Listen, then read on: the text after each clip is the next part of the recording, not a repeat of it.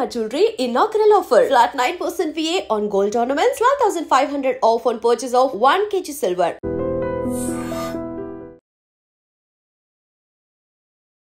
నమస్కారం, welcome to I dream. ధర్మ మార్గం విత్ విజిత కార్యక్రమానికి స్వాగతం.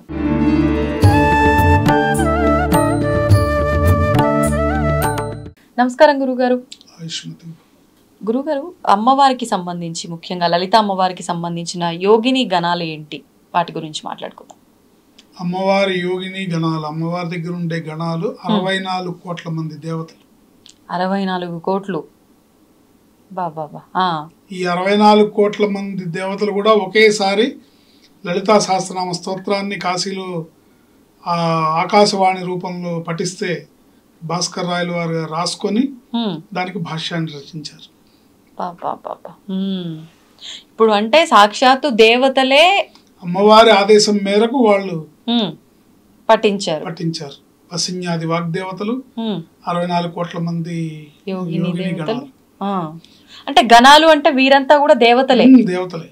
ఓకే, అంటే ఇప్పుడు మనం మాట్లాడుకుంటూ మనందరికి తెలిసిన దేవుళ్ళు దేవతలేనా, ఇలా వసిన్యాది వాగ్దేవతల్లాగా తెలియని వారా వాళ్ళంతా? తెలిసిన వాళ్ళే, అంటే కొంచెం డీప్ గా వెళ్తే ఉపాసకులకు తెలుస్తుంది వాళ్ళ పేర్లు. మనం గతంలో చెప్పుకున్నాం కదా. అవును అవును. అరుణ, విమల, జైని, అట్లా ఓకే, అలా దేవతల పేర్లు కానీ అందరికి బహిర్గతంగా ఉండదు, తెలియదు. ఉపాసకులు ఉపాసన చేసే వాళ్ళకి తెలుస్తుంది. అంటే సాక్షాత్తు దేవతలే పఠించారు ఒక రకంగా, అది అమ్మవారి ఆదేశం అయినప్పటికీ. మరి ఇప్పుడు అమ్మవారి దయ వల్ల అందరము పఠిస్తున్నాము, వింటున్నాము, మాట్లాడుకుంటున్నాము. పఠిస్తున్నప్పుడు అంటే ఏదైనా వైబ్రేషన్, కొంతమంది అంటూ ఉంటారు ఏదో ప్రకంపన, ఏదో తెలియని ఒక వైబ్రేషన్ కలిగింది అని చెప్పి. నిజంగా అలా ఒకేసారి ఇంతమంది పఠిస్తున్నారు అనుకోండి ఒక దగ్గర, దానివల్ల ఆ వైబ్రేషన్ కి అమ్మవారి రూపం ఏమైనా క్రియేట్ అయ్యే అవకాశం ఉంటుందా, ఒక ఆరా రూపంలో ఏదన్నా? ఖచ్చితంగా. మీరు లలితా సహస్రనామ స్తోత్రాన్ని స్వరయుక్తంగా, రాగయుక్తంగా, ఉచ్చారణ దోషం లేకుండా, పద విభజన ఎక్కడ ఎలా చేయాలో కరెక్ట్గా మీరు కనుక చేసినట్టయితే ఆ స్తోత్రం నుంచి వచ్చే మీరు చదివే శబ్ద తరంగాల నుంచి కాంతి తరంగాలు ఉత్పన్నమై వాటిని కనుక మీరు ఇన్ఫ్రారెడ్ కెమెరాలో షూట్ చేస్తే శ్రీచక్రాకారాన్ని పొందుతాయి అవన్నీ కూడా. అంటే ఇది ఎప్పుడైనా ఎక్కడైనా జరిగినట్టుగా? ఎక్కడ గురుగారు? జరిగింది, చాలా చోట్ల చాలా మంది ప్రయోగాలు చేశారు, చూశారు. కానీ చాలా మంది ఇట్లా అమ్మవారికి సంబంధించిన కెమెరాల్లో బంధించలేము, కనిపించవు అని అంటూ ఉంటారు కదా. ఈ శబ్ద తరంగాలు అంటే శ్రీచక్ర రూపమే కదా, రేఖామాత్రంగా ఉండే శ్రీచక్ర రూపంలో ఏర్పడతాయి ఆ రేఖలన్నీ కూడా. ఇవి చాలా సార్లు ప్రూవ్ అయింది, చాలా మంది ప్రూవ్ చేసుకున్నారు. అంటే ఇవి అందరూ వాటి జోలికి వెళ్ళరమ్మా. ఇప్పుడు నాకు సందేహం లేదు, నేనెందుకు అది ఏ రూపం చెందుతాయో నేను అమ్మవారి రూపంగా నేను భావించి నేను స్తోత్రం చేస్తాను. ఇవి ఏ రూపం పొందుతాయనే శోధనలోకి నేను వెళ్ళను, నాకు అవసరం లేదు. నమ్మకం లేని వాళ్ళకి కావాలి, నాకు అవసరం లేదు. నాకు సాక్షాత్ అమ్మవారి రూపమే, అందులో ఉన్న ప్రతి అక్షరం, ప్రతి పదము, ప్రతి వాక్యము, ప్రతి శ్లోకము అమ్మవారి స్వరూపం. అంతే కాబట్టి నాకు డౌట్ లేదు, అవసరం లేదు. అవును, అంటే ఇప్పుడు ఈ శబ్ద తరంగాల వల్ల అయితే మనం గనుక దాన్ని బంధించగలిగితే శ్రీచక్రాకారంలో మనకు కనిపిస్తుంది అని అన్నారు. అసలు నిజంగా లలిత సహస్రనామాల్లోనే అమ్మవారి రూపం గురించి చెప్పాలి అని అంటే ఏ రూపంలో ఉంటారు అమ్మవారు? అమ్మవారి రూపంలోనే ఉంటారు. అంటే ఎలా గురువు గారు? లలిత అమ్మవారి రూపంలోనే ఉంటారు. శ్రీ విద్య అనేది శ్రీచక్రాకారంలోనే ఉంటుంది. అమ్మవారు శ్రీచక్ర బిందువులో ఉంటారు, మధ్య త్రికోణంలో అమ్మవారు ఉంటారు. ఓకే, బిందువు అని అంటూ ఉంటారు. బిందువు పరమేశ్వరుడు. ఓకే, బిందువు కింద ఉండే త్రికోణం అమ్మవారు. ఇప్పుడు చాలా మంది పఠిస్తున్నారు, అంటే కొంతమంది మీరు అన్నట్టుగా భక్తితో పఠించే వాళ్ళు ఉంటారు, కొంతమంది. అంతేకాకుండా లలితా సహస్రనామ స్తోత్రంలో అమ్మవారు 3 రకాల రూపాల్లో మంత్ర రూపిణిగా ఉంటుంది, ధర్మరూపిణిగా ఉంటుంది, తత్వరూపిణిగా ఉంటుంది. స్తోత్రాన్ని మనం బాగా అర్థం చేసుకుంటే అందులో ఉన్న ప్రతి మంత్రము అమ్మవారి రూపమే. అందులో ఉన్న ధర్మం ఏదైతే చెప్తున్నారో ఆ స్తోత్రంలో ధర్మ రూపంలో అమ్మవారు ఉంటారు. అట్లాగే తత్వం ఏదైతే ఉందో అక్కడ అమ్మవారి తత్వం ఏదైతే చెప్పబడుతుందో ఆ తత్వ రూపంలో కూడా అమ్మవారే ఉంటారు. ఓకే, మంత్రము, తత్వము, ధర్మం 3 రూపాల్లో అమ్మవారు మనకు కనిపిస్తారు. మంచిగా అర్థం చేసుకోగలిగితే అది.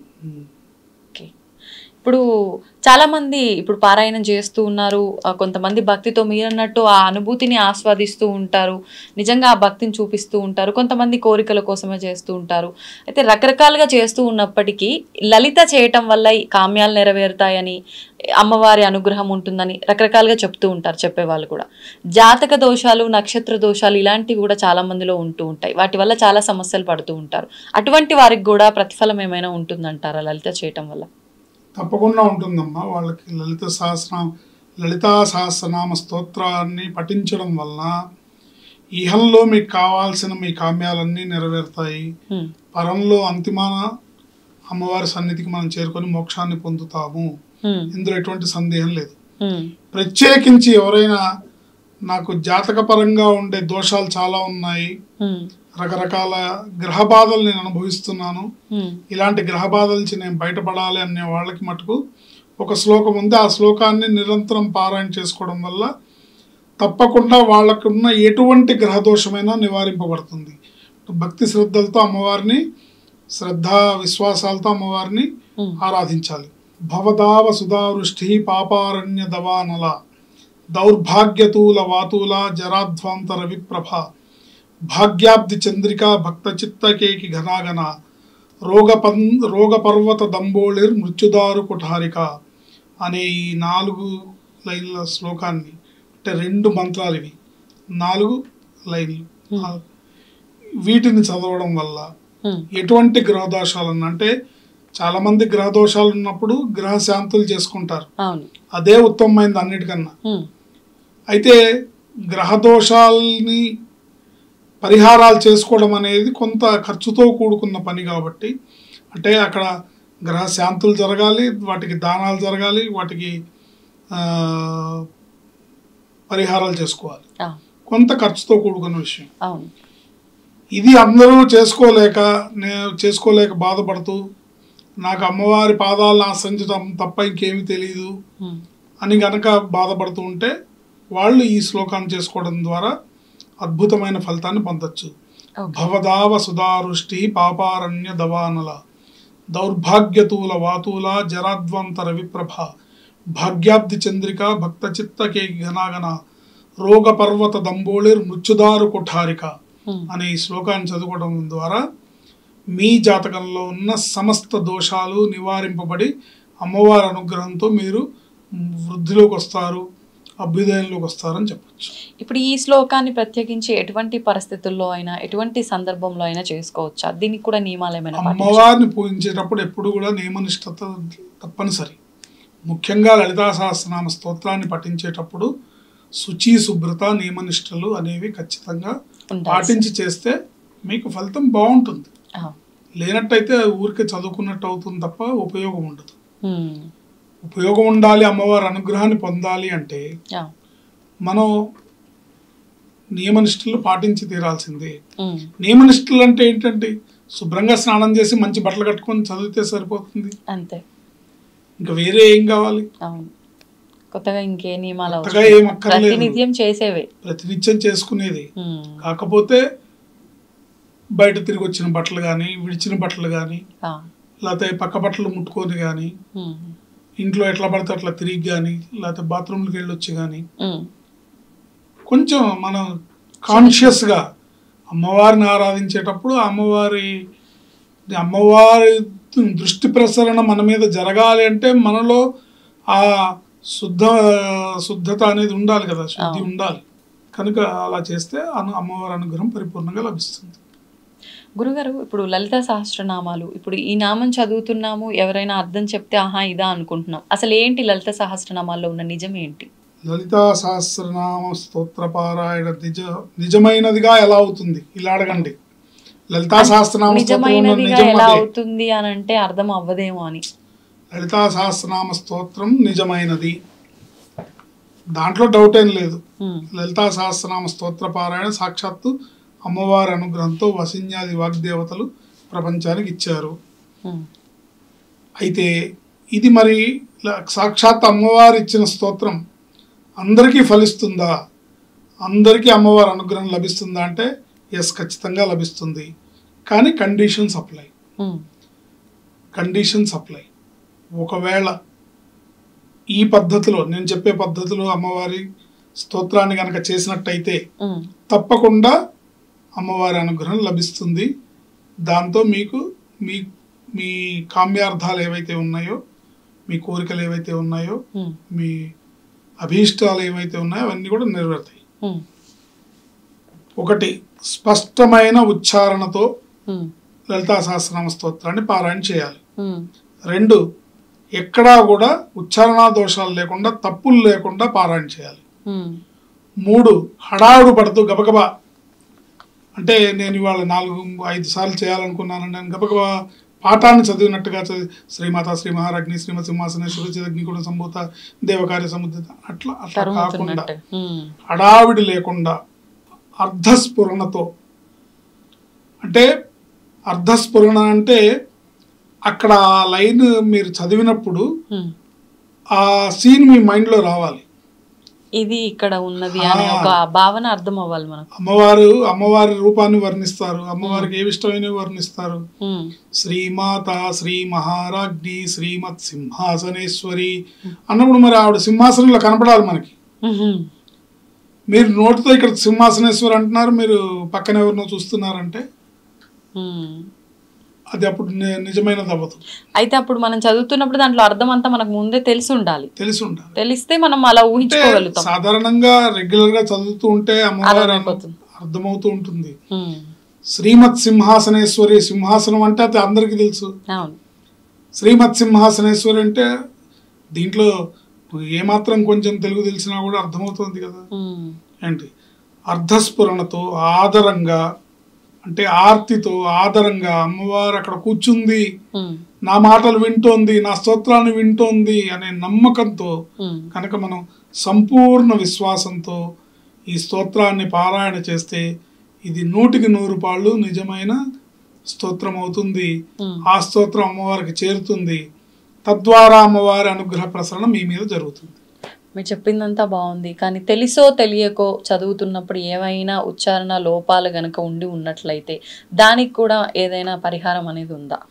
ఖచ్చితంగా ప్రతిదానికి ఒక సమస్యకి పరిష్కారం మన పెద్దవాళ్ళు చెప్పారు. కానీ ప్రధానంగా మనం ఆలోచించాల్సింది ఏంటంటే, అంటే చేసేయటము తర్వాత ఈ పరిహారం చేయడం అనేది అలవాటుగా పెట్టుకోకూడదు. మనం ఉచ్చారణ దోషం లేకుండా అన్ని పదాలని అర్థవంతంగా పలుకుతూ, తప్పులు లేకుండా, పెడర్థాలు రాకుండా చక్కగా స్తోత్ర పారాయణాన్ని నేర్చుకోవాలి. ఒకప్పుడు అంటే పుస్తకం చూసి చదవాలి కాబట్టి అందరూ పుస్తకం చూసి వాళ్ళకి అర్థమైన రీతిలో వాళ్ళకి చదువు, అక్కడ పుస్తకం ఎలా ప్రింట్ అయిందో అట్లా, ఒకవేళ పుస్తకంలో ప్రింటింగ్ మిస్టేక్ ఉన్నా కూడా దాన్ని వీళ్ళు అలాగే చదివేసి అదే స్తోత్రం అనుకున్న సందర్భాలు కూడా ఉంటాయి. కానీ ఇవాళ యూట్యూబ్లో ఉన్న వీడియోల ద్వారా పెద్ద పెద్ద వేద పండితులు, స్వామీజీలు, ఉపాసకులు చాలామంది లలితా సహస్రనామ స్తోత్ర పారాయణాన్ని వీడియో చేశారు. దాన్ని మీరు వింటూ నేర్చుకోవాలి, ఎక్కడ తప్పులు రాకుండా నేర్చుకొని తప్పులు రాకుండా ఉండేటట్టుగా చదవడం అలవాటు చేసుకోవాలి. తప్పు రాకూడదు. ఒకవేళ తెలిసి తెలియక ఎక్కడన్నా బుద్ధి చాంచల్యం వల్ల లేదా టంగ్ స్లిప్ అయి మనం ఎక్కడన్నా కొంచెం ఏదైనా ఉచ్చారణ దోషం వస్తే గనక లలితా సహస్రనామ స్తోత్ర పారాయణ అయిపోయిన తర్వాత 11 సార్లు ఉమాయై నమః ఉమాయై నమః ఉమాయై నమః అనే ఉమానామాన్ని 11 సార్లు ఉచ్చరిస్తే ఏదన్నా తెలియకుండా చేసిన దోషాలు పోతాయి. ఇది కూడా లలిత అమ్మవారి నామమే అన్న గురుగారు? ఉమాదేవి. ఉమాదేవి అంటే పార్వతీ అమ్మవారు. ఉమాయే నమః అనే మంత్రాన్ని అనుకోవడం ద్వారా తెలియకుండా చేసిన పొరపాట్లు అనుగ్రహింపబడతాయి. కానీ పొరపాట్లు జరగకుండా చూసుకోవాల్సిన బాధ్యత మన మీద ఉంది. భగవంతుడు మనకు అన్ని ఇచ్చాడు కదా, బుద్ధి, జ్ఞానము, మాట్లాడే విధానము, చదువు అన్ని ఇచ్చారు కాబట్టి ఉచ్చారణ దోషం రాకుండా, పదాల్లో పెడర్థాలు రాకుండా, పద విభజనలు కరెక్ట్గా చేస్తూ, ఎక్కడ ఎలా ఏ పదాన్ని ఎలా పలకాలో అలా పలుకుతూ సహస్రనామ స్తోత్రాన్ని చేస్తే మీ ఇంట కామధేనువై కల్పవృక్షంగా మారుతుంది ఈ లలితా సహస్రనామ స్తోత్రం అని చెప్పడంలో ఎటువంటి సందేహం లేదు. ధన్యవాదాలు గురుగారు. ఆయుష్మతి భవ. తవ్వండి, తవ్వుతున్న శివలింగం సరే దాన్ని అట్లా కప్పేసేయండి, చూపించదండి. Krishna is there. మూర్తి పూజ కాదు, సాక్షాత్ బ్రజేంద్ర నందన భగవాన్ ఉన్నారు మూర్తిలో. ఏమీ ఆశించకుండా ఆరాధించే వాళ్ళు కూడా ఉన్నారా ప్రభుజీ? నిజమైన భక్తి అంటే మనకు తెలియదు కాబట్టి